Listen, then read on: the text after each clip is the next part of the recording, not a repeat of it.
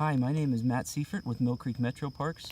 I was out on a hike today when I came across this little guy who now decided he wants to be shy. This is an eastern box turtle, scientific name 𝘤𝘬𝘳𝘬𝘯𝘬. I'm not 100% certain on the sex. I think it's a male, but I could be wrong. One of the really cool things about these turtles, it's one of the only species that can actually close its shell in on itself when it tucks in.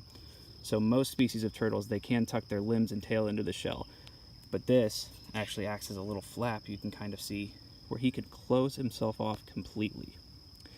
They are also one of the more terrestrial species of turtles, so you'll find them on land a lot more often than you'll ever find them in the water. And I'm gonna let him go because he has had a very busy day of hanging out with me. But I wanted to make this quick video to show it to you.